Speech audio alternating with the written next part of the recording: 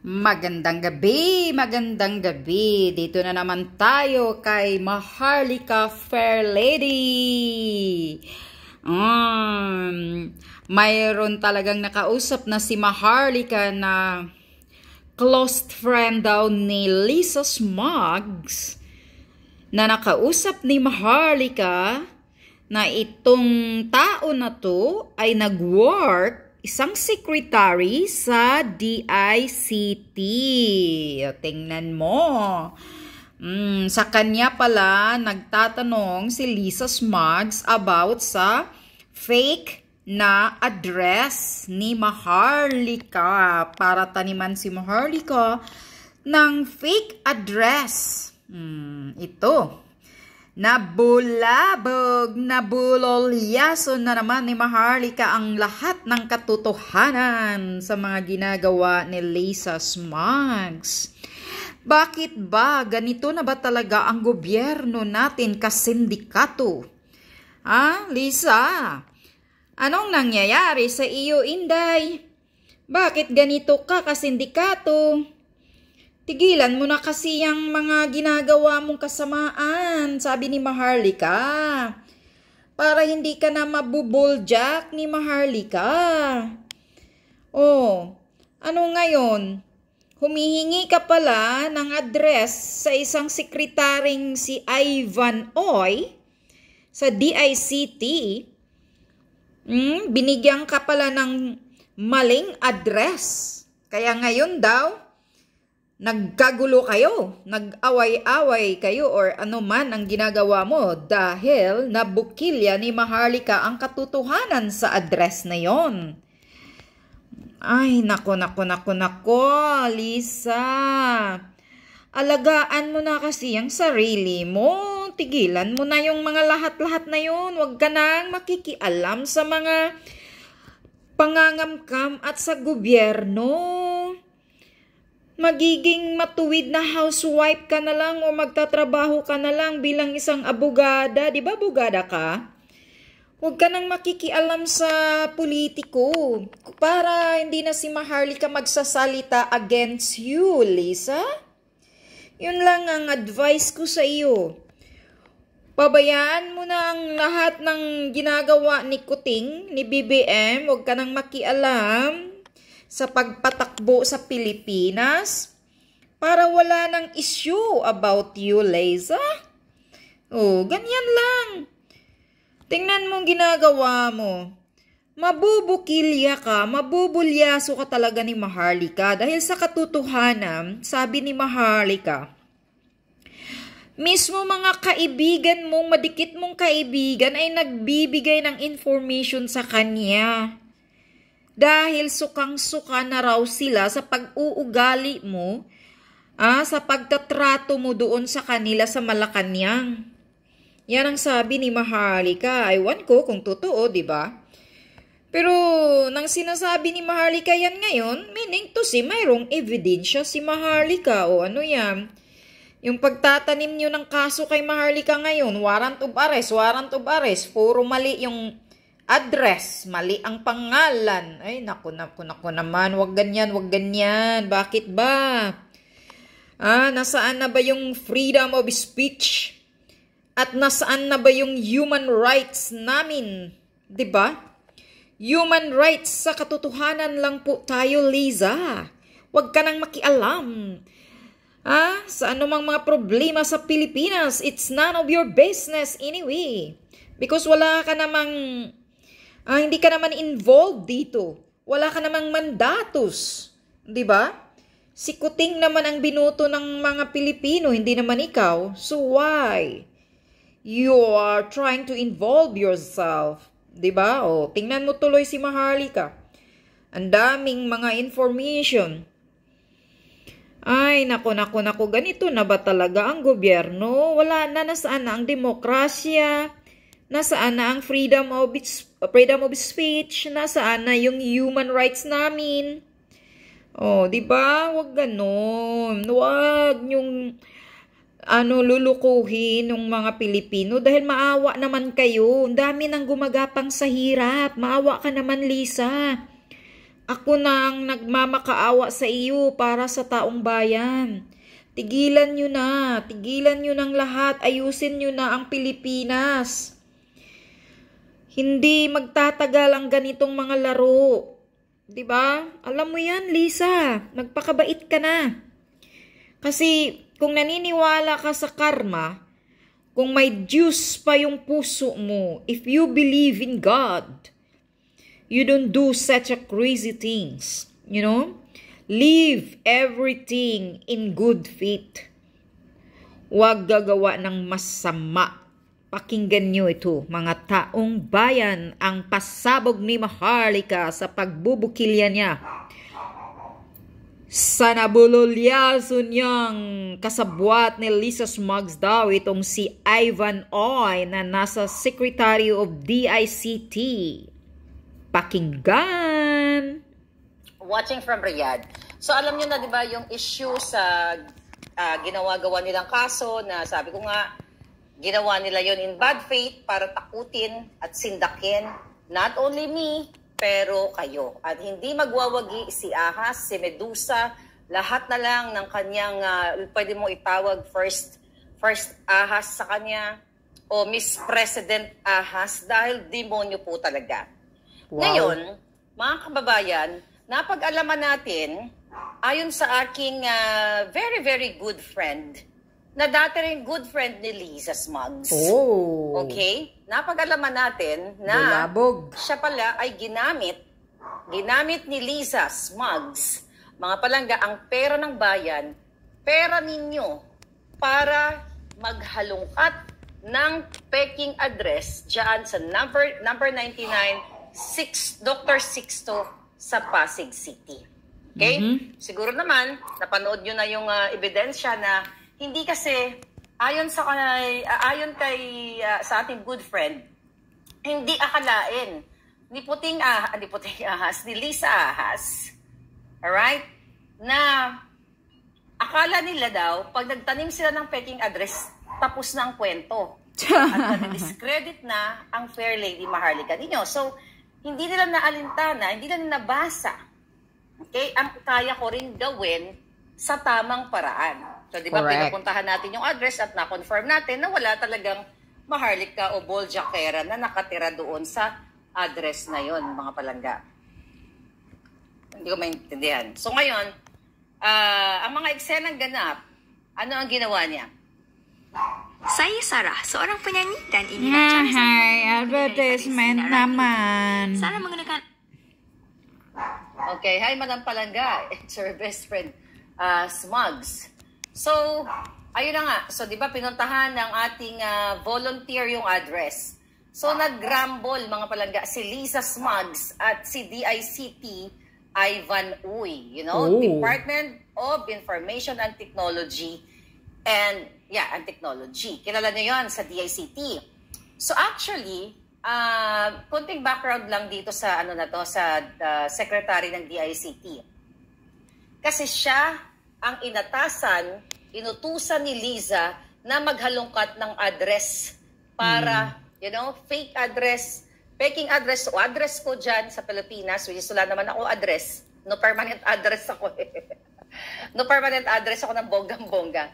So, inutusan ni Lisa Smugs, si DICT, Ivan Uy, ngayon, binungangaan niya kasi binigyan siya ng address daw na mali at sumablay nga. So, konting background lang kung sino si Ivan Uy. Actually, nakilala ko yan noong 2017 mismo sa bahay ni Ahas at ni Kuting. Okay naman, mabait. Pati yung wife niya, actually, mabait. Actually, I gifted them chocolate bars. Yes. For sure, hindi nila makalimutan yan. That's good enough. Kinukwento ko po sa inyo ito kasi itong mga taong to nakasama ko dahil nakikipaglaban kami sa Smartmatic noon. So, 2017, November, nung ikinasal ang anak ni Aimee, na-imbita ako, di ba? So, may dinner sa bahay ni Lisa Smugs anong lugar yun? Sa Paway, di ba? Sa Paway. They're in Paway. So, ngayon mga kaibigan, na-imbita ako doon ako chinika-chika ni Lisa Smugs. Ay, Maharlika, although nung before niya ako in-invite doon, Actually, ano yun kumbaga, nakasulat ako sa mga iniimbita doon sa bahay nila. Hey, Maharlika, you're da-da-da-da, we love you, I like you, chu-chu-chu-chu. So, nakilala ko si Ivan Uy, magka-table kami. At saka yung kanyang asawa. Okay, sabi ko nga, binigyan ko pa sila ng mga tsokolate, mga ka-table ko doon. Kahit wala akong nakaw sa bayan, I always give small things kasi yun lang naman ang kaya kong ibigay, chocolate bars. Diba? Hindi naman ako kayang magbigay ng ng sasakyan or milyones dahil wala naman ako ninakaw sa kaban ng bayan. So, yun yung kwento. So, para sa akin, nung nakilala ko po si Secretary Ivan, tahimik lang siya, man of few words, and he seemed okay. Pati yung wife niya, napakabait. Kapag yung aming conversation, okay naman. Kasi during that time, kakampi pa nila ako. Dahil pinaglalala namin Smartmatic. Correct. Pero ngayon, ito kakampi ka pa dati. So, asar na asar si Liza ngayon kay Ivan Uy dahil sumablay. Dahil inutusan ni Lisa Smugs si Ivan Uy na nasa DICT, Secretary of DICT, in charge mga palangga, dyan sa Information and Technology na kung saan dapat ginagawa nila yung department na yan ginagawa para tulungan ang ating mga kababayan, like, di ba, yung mga sa scamming sa mga text messages. Alam nila yung mga number natin dyan. Pero ginamit nila ang pera ng bayan. Nawawala ba ako? Ginamit ni Lisa Smugs, Mr. Secretary Ivan Uy, sayang naman po, yung ating munting pagkakaibigan noong 2017. Nirespeto ko kayo bilang tao, pero bakit ka nagpapagamit kay Lisa Smugs? Well, sila ang nag-appoint sa'yo. Diba? Akalain nyo, mga kababayan, you have to know people of the Philippines versus Lisa Smugs and the Kuting and Ahas administration. Inutusan ni Lisa Ahas Smugs na gamitin ang ahensya ng gobyerno para maghanap ng address ko. Nakakatakot yan dyan sa Pilipinas, sa inyong mga pangalan ko, o kahit sino sa inyo dyan na nagsasalita, nag-criticize sa gobyernong ito. Imagine ninyo, pera ng bayan, gagamitin against sa bayan. Yes. Putang ina tong Lisa na ito, kasalut-salutan ng buwaka ng ina. Tang-inang ahas na akala mo magwawagi ka. Hayop sa pinakahayop, mga kaibigan. Ginagamit na ang pera ng bayan, nilulustay, ninanakaw lahat, kinakamkam, nakikipagsabwatan sa smuggler, sa mga durugista, sa lahat. Sila mismo ay nagdudurog-durog. Ginagamit mo ngayon ang DICT at binuljak-buljak mo at, kinyaw-kyawan mo si Secretary Ivan Uy na ang pagkakilala ko dyan ay mabait nung kami ay nag-meet sa bahay mo noong 2017. Tapos Ivan Uy, sir, papayag kayo ng isang ahas na manginginom na nagpupulburon, na alam mo naman yan, dahil magkakaibigan kayo. Na uutusan ka ng buwaka ng inang babaeng ito na maghanap ng address. Ngayon, gumamit po sila ng company. Okay? Ang pangalan ay sounds like Safeguard. Okay? Wow. So alam ni Lisa Smugs, the name of the company sounds like Safeguard. Na itong Safeguard na ito, okay? Safeguard, Asgard. Safeguard, as sabon na safeguard. So itong kumpanyang ito, ginamit ni Lisa Smugs during the campaign. Kung saan binibet nila yung mga papasok sa campaign o yung mga chine-check nila yung mga nag-a-apply, bina-background check nila. So, naatasan, inutusan mo, Lisa, buwa ka ng ina ka. Teka, by the way, gusto kong sagutin yan. May mga nag-comment, na kailangan talaga nila akong mabilanggo ako o tanggalan ako ng hasang kasi daw minumura ko si Lisa at ang gobyerno. Bakit? Hindi ba kamura-mura ang buwa ka ng ina? Alam nyo, nung sinuportahan ko si Kuting 2015, minura ko rin yung nakaraang administration, Aquino administration. Kita mo double standard itong mga hayop na ito. So noon, tuwang-tuwa kayo nung binagbubuwa ka ng ina ko at sinusumpa ko pa lahat ng mga tiwali during Noynoy administration. Pero ngayon, dahil kayo na minumura ko mga buwaka ng genemes ninyo, gagamitin nyo ngayon, gagamitin mo, Lisa, ang DICT, mga kababayan, panawagan. Alam ko, nanunood ang mga taga-gobyerno na kahit paano may natitira pang konting matino ba kung meron man.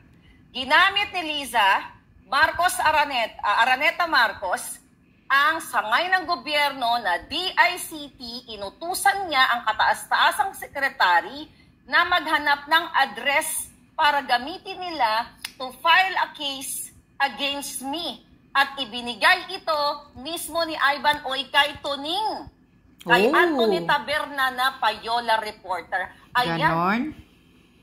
Yan ang katotohanan, mga palangga, ayon sa aking good friend, na good friend din ni Lisa Smugs. Kaso dahil pinapuntahan ko yung address, they got burned. Sunog. Nasunog ang mga hitad. So imagine mo, mga palangga. Nasunog wala sila. tayong good friend na maaasahan na nagbibigay sa atin ng mga information maliban sa ating mga puting ahas. 'Di ba? So talagang what you call it? Talagang kawawa kayo diyan sa Pilipinas. So Exactly. nakipagsabuatan si Lisa, si Ivan Oy, binigay kay Lisa at binigay ni Ivan Oy kay Tuning, at binigay din kay Lisa, si Lisa binigay kay Anthony Taberna, yung mga reporters. Alam nyo to, na si Anthony Taberna isang Payola reporter, walang dangal. Wow. Dagdag mo yan sa kaso mo, dali. Walang dangal yung hinayupak na ito. Okay? So ngayon, Tuning. ang hindi nila alam, mga palangga, sabi ko nga kanina, hindi nila na-anticipate na si Maharlika ay magpapadala ng mga impormasyon sa inyo. Magbibigay sa inyo ng mga mabubuting impormasyon. At may mga volunteers tayo na nagmamagandang loob na okay, puntahan ko ito, ganito, ganyan, i-verify ko. So, hindi na, kumbaga sablay. Kaya ngayon, nag-aaway yung dalawa. Binulyakan. Ni Lisa Smugs, Binulyawan. ang isang DICT secretary. Wow. Alright? Ganon? Oh. Grabe, Ngayon, dagdag mo, Anthony Taberna, na ikaw ay tumatanggap ng payola, tumanggap ka ng hindi lang 5 milyon. Wow. Buwa ka ng ina ka. Aroy. Dagdag mo sa kaso mo, dali, pa-extradite nyo ako. Aroy. Diba? Puro kayo fake news. Oh. Ang ginawa nyo, ginamit nyo ang DICT and safeguard. Sounds like safeguard intel firm para maghanap ng peking address. Para lang maisakatuparan ninyo ang inyong pananakot, ang inyong pagdidiscredit sa akin, pero kayo ang nasunog.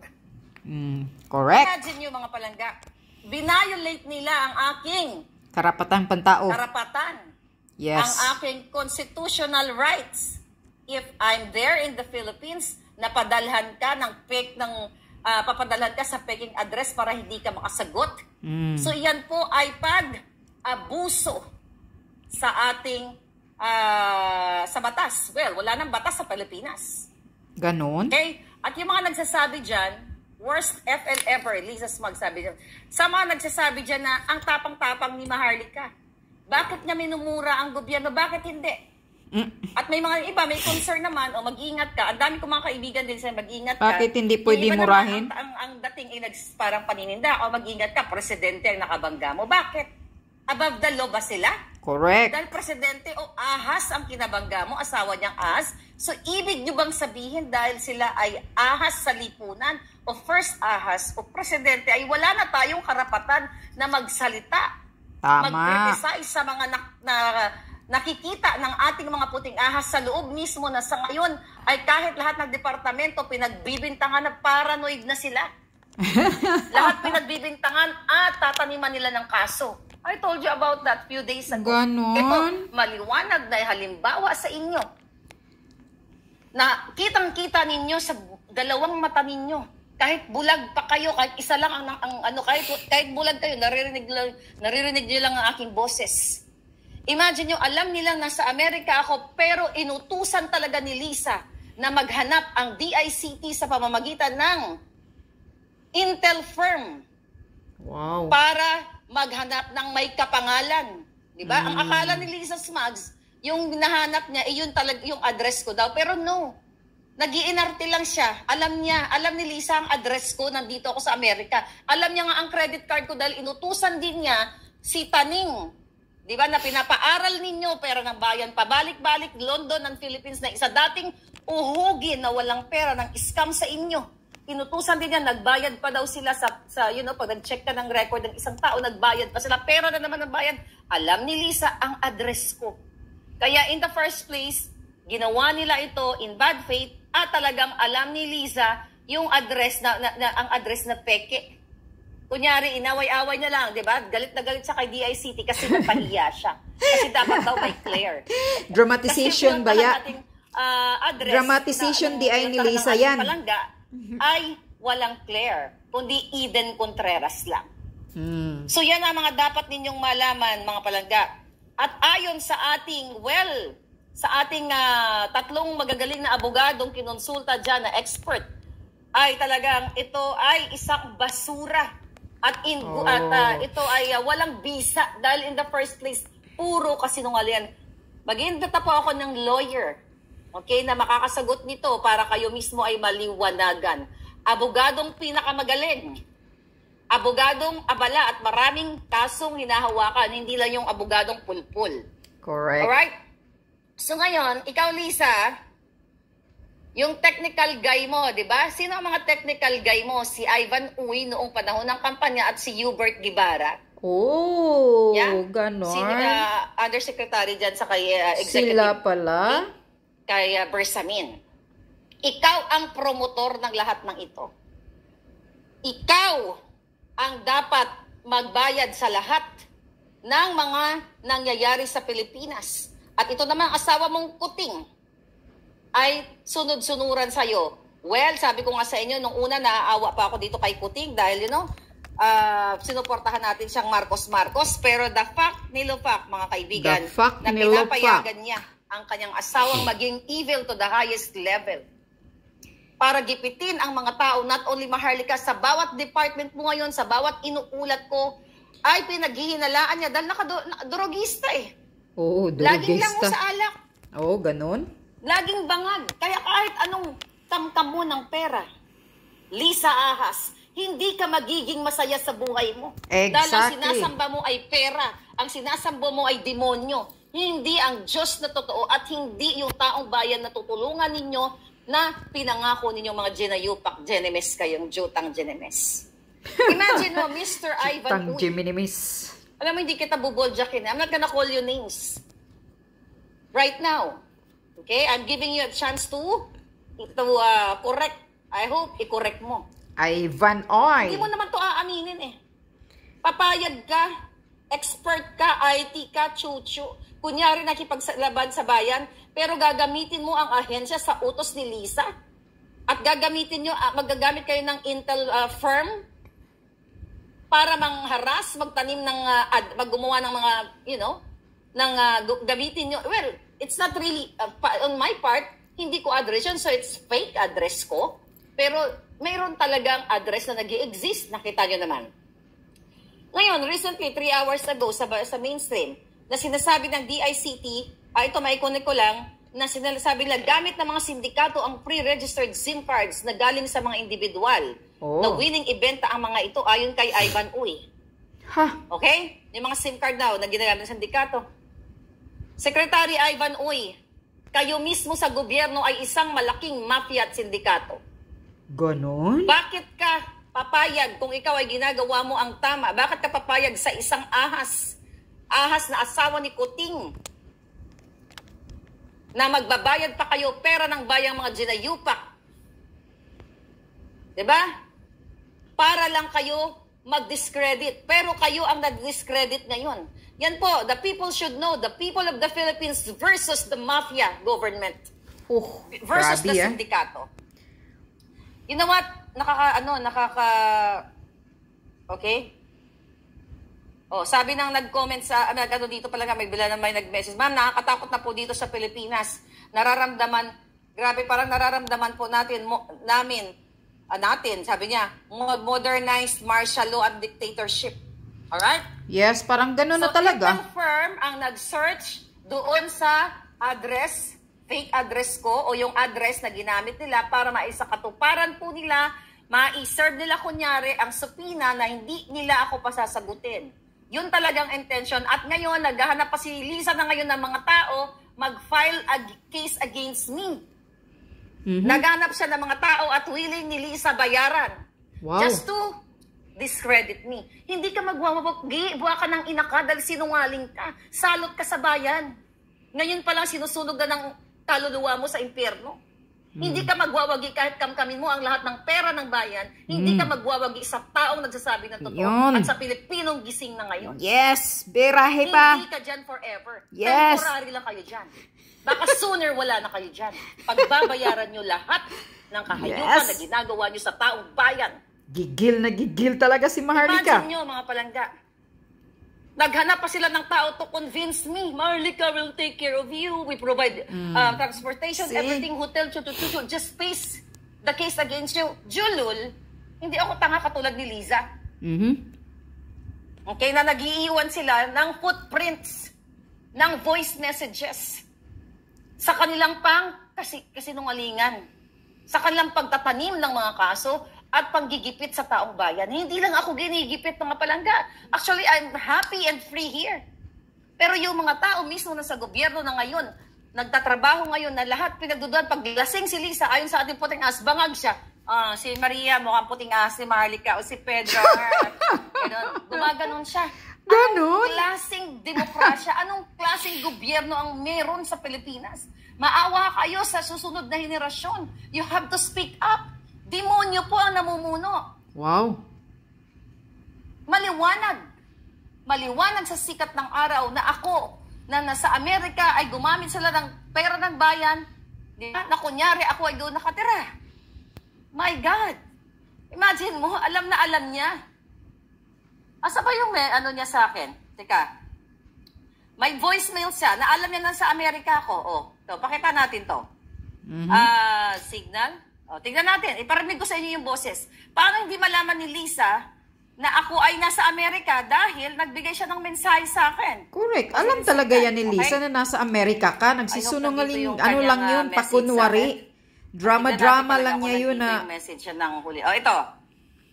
Yung hello from Baguio. Itong kasyungit-syungitan niya.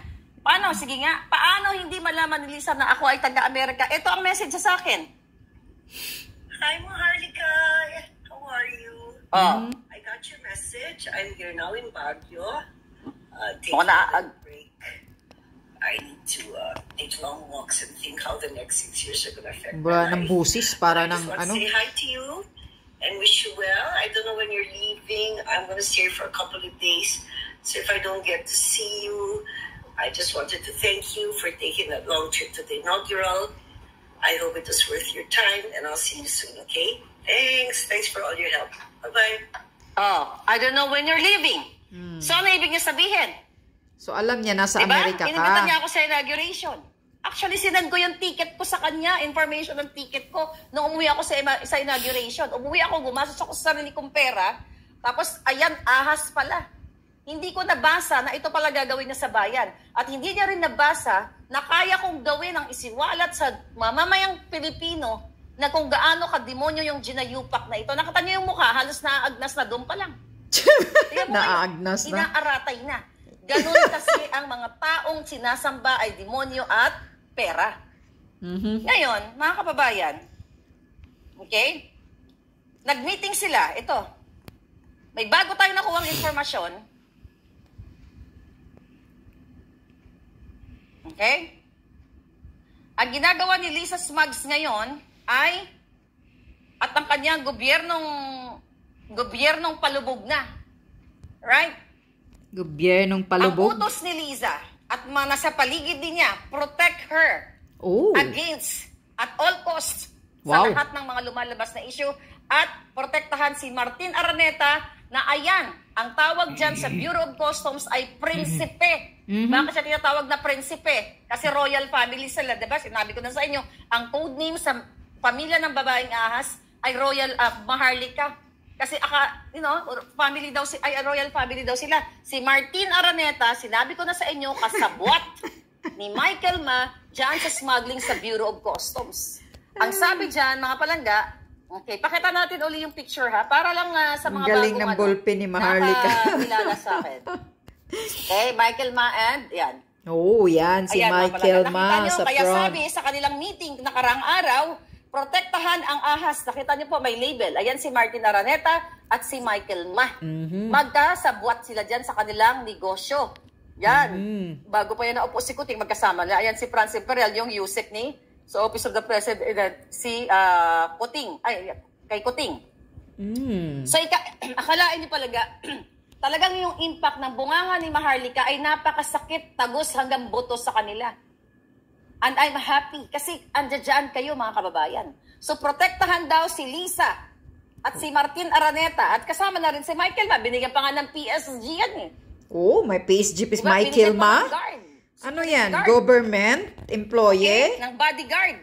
Wow, may Imagine bodyguard. Yan, hanggang ngayon, hindi nila itinuloy ang hearing patungkol sa smuggling. Correct. At ang ginagawa nila dahil matunog na patunog ang issue, dahil sa atin, dahil sa inyo, smuggling and drugs.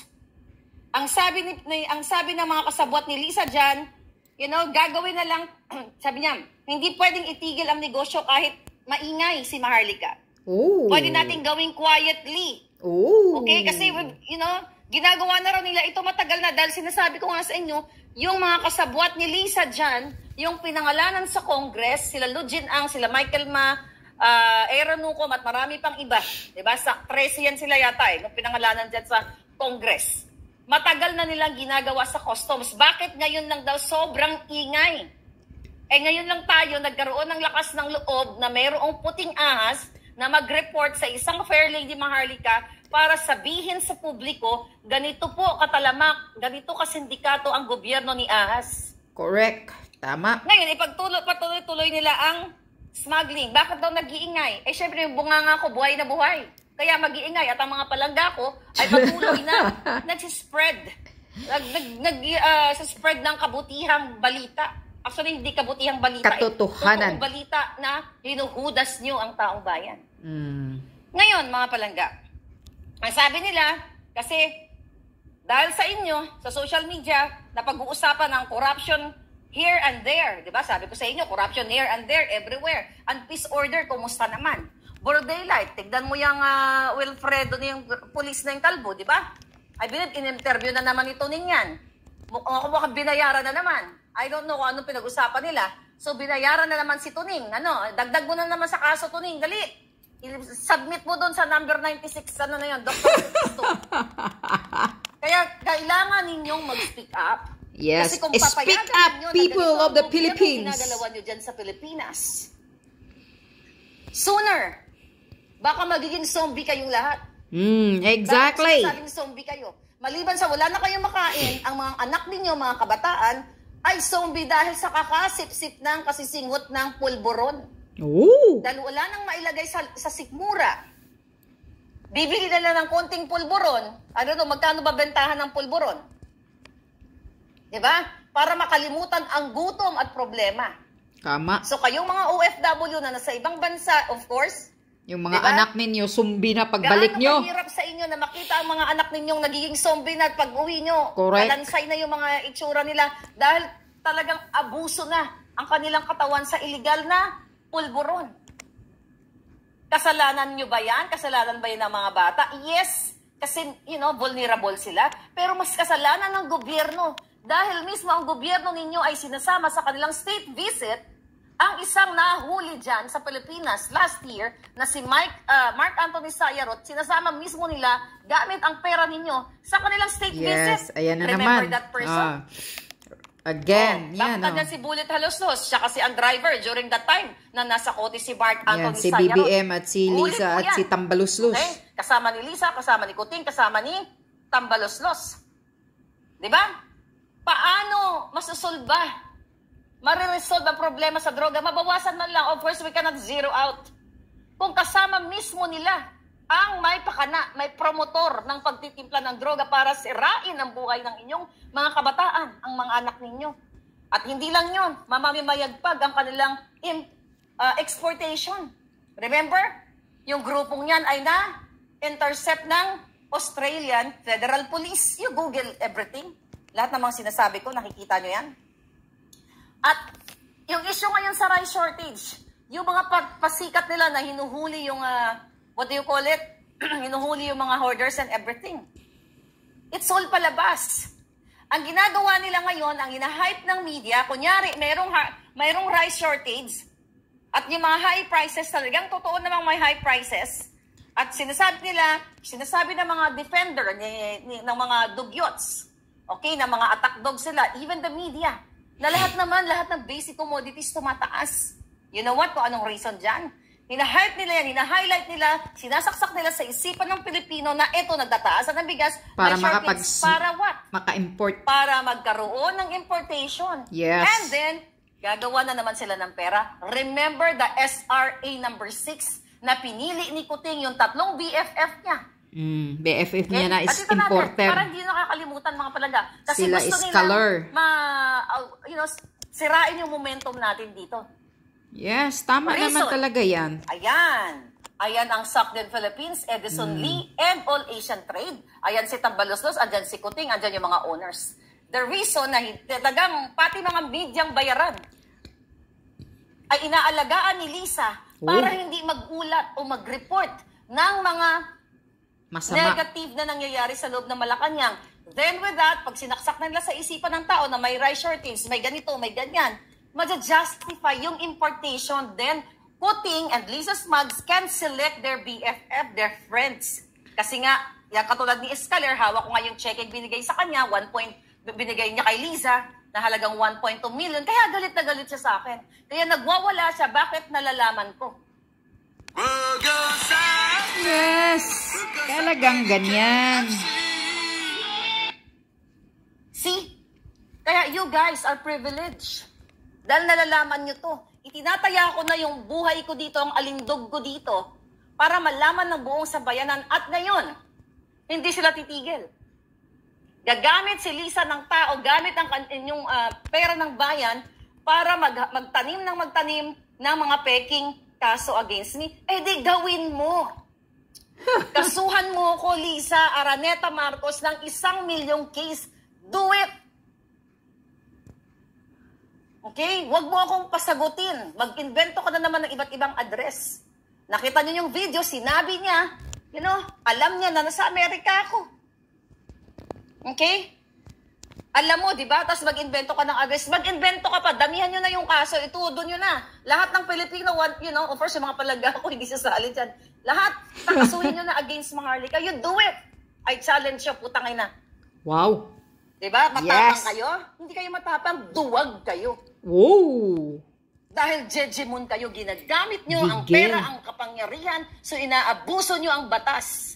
Inaabuso nyo ang taong bayan para i-discredit ang isang Maharlika at para sindakin ang mga vloggers also, except doon sa mga binabayaran ninyo, o yung mga nagko-comment. Kaya pala malakas ang loob ni Anthony Taberna na magsabi sa mga nanonood sa kanya na pag nag-comment, kinikita siya, gusto mo, isama kita sa kaso. Kasi ang gagawin nila, iinbentuhan kayo ng kaso at iinbentuhan kayo ng address. Gusto nyo mangyari sa inyo to, mga palangga, mga kababayan? Correct. Gusto nyo mangyari sa inyong mga apo, sa inyong mga anak?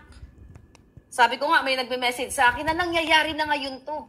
Miss Maharlika, I think, a few days ago, may nagsabi sa akin, yung ginawa po sa inyo ng gobyerno ay ginawa din po sa asawa ko. Tinamnan din po kami ng kaso, Hindi ko pa nabasa yung buo. So, sobrang daming information. Sobra na ba? Ganyan na ba kasindikato ang gobyernong ito? Okay? Yung foreign trips ni Kuting, gina-justify nila. Yung travel here, travel there.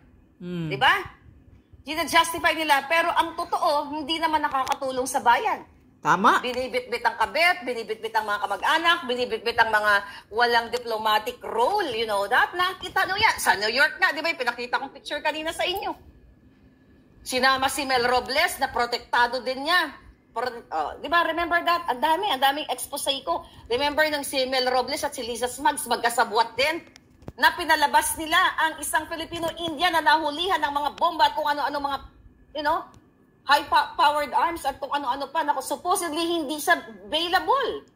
Yes, pero dahil correct. sa power ng isang ahas, nagkipagtulungan si ahas at saka si Mel Robles ng PCSO para i-release dahil kinonfirm mismo yan may ebidensya ako dyan na kinonfirm mismo ng mga taga-PNP.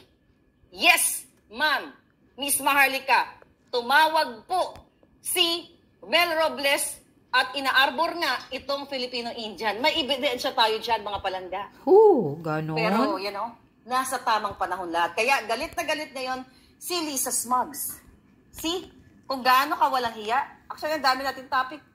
DSWD, next time, pag-usapan natin. Okada, Manila. Imagine mo, itong buwaka ng inang babaeng ahas na ito, hindi pa makontento sa Bureau of Customs. Pati Okada, Manila. Sabi ko nga, sino pa mag-i-invest sa atin? Kung mismo ang babaeng ahas ay nasa meeting, nasa loob ka ng Okada, Lisa. Kaya galit na galit ka sa akin kung saan ako kumukuha ng puting ahas. Well, dahil wala nang tiwala ang mga tao sa inyo dahil nakikita. Alam mo, yung mga nag-ano sa akin, nagsisend, sabi ko, dito sa mga puting ahas, dahil iba-ibang tao to eh. Sabi ko, bakit po kayo umaalsa? Parang iniisip ko, kayo ba hindi napagbigyan, na ganito, na ganyan, dadadada. I'm very straightforward person. Ma'am, hindi. Sukang-suka na po kami. Ito po ang ginagawa ni Lisa. Ulitin ko, i-describe ko, Lisa, nandito ka nakaupo. Okay? Sa table, long table sa loob ng Okada. Sabihin mong sinungaling ako dito. Kaya kang galitin. Nandito ka, Lisa, nandito si Altenco, okay? Long table. Okay, nandito ka, Lisa Smugs ahas, andito si Altenco, andito si Michelle Lazaro. Nasa harap si Bibot Nolan. Yung isang foreigner, hindi ko alam, hindi ko kilala. Kayo lang ang kilala ko. Nasa gitna ka, nagmi-meeting kayo noong October, di ba? Alam ko pa date, lumamon ka ng libre. Dahil, yung restaurant, Japanese restaurant ang favorite mo. Lumaklak ka ng alak ng bonggang-bongga. Ayon sa BFF mo rin to eh. O, di ba? BFF mo rin ang puting ahas to. Hindi mo alam, sa dami mong kunyari, BFF. Lumaklak ka ng alak, nagiging bangag ka doon, ang pinag-uusapan doon kung paano ninyo kamkamin ang pera ng Okada, Manila. Sabi ko kanina, tapos magta-travel si Kuting, magta-travel kayo para ilihikayatin ang mga investors. Jutang Genemes, paano magkakaroon ng investors? Kung mismo ang mga investors ay sinasakal ninyo, ginigipit ninyo katulad ni Kazuo, Okada, at iba pang mga negosyante. Correct. Ito po ang nakakalungkot sa bayan natin. Malungkot sa part ko. Kasi ginawa nila akong kasangkapan. Diba? Pinaniwala nila tayo na ibabangon nila yung Pilipinas. Pero mas masahol itong gobyernong ito. Mas masahol pa sa lahat ng mga dumaang gobyerno. Tama. Wala na pong sasahol sa babaeng ito. Dahil sabi ko nga, siya ay vindictive narcissist. Dahil galit na galit siya sa akin. Dahil na-expose siya eh. Gumagamit siya ng tao. Remember, sinabi ko sa inyo, December of last year. Gumamit siya ng tao na ipa-invite daw ako sa Malacanang. Sagot din nila lahat. Isa-surprise ko daw, Julul. Susurprisehin ko ang isang ahas. Susurprisehin ko ang isang sindikato na pwede akong tanggalan ng hasang at sasabihin nila, nagpatiwakal ako sa loob ng Malacanang. Ganon ang gawain nila. Kaya mag-ingat po kayo yung mga nasa gobyerno pa ngayon na pinag-iinitan kayo ni Liza. Speak up, magsama-sama tayo. Hindi magwawag itong ginayupak na ito. Kakampi natin ng Diyos. Kakampi niya Diyos. Okay. Hanggang dyan lang. So, ganito kagigil si Maharlika. Dahil marami ang mga angels niya na nagre-report sa kanya. Tingnan nyo. Kung pakinggan nyo ang buong video na itong expose ni Maharlika, magugulat talaga kayo. Ganyan na ba kasindikato pala si Lisa Smugs? Pati itong si Secretary Ivan Oy sa DICT, na Department of Information Technology, na siya ang taga ng mga numbers natin, binibigay yung ganyan na ba talaga yung mga gobyerno ngayon kontrolado ni Lisa? Bakit ganon? Kawawa naman kami, mga ordinaryong Pilipino. Tama naman si Lisa, si Maharlika eh. Let's speak up. Kasi karapatan natin to eh. Voices of the Filipino people. Maraming salamat po.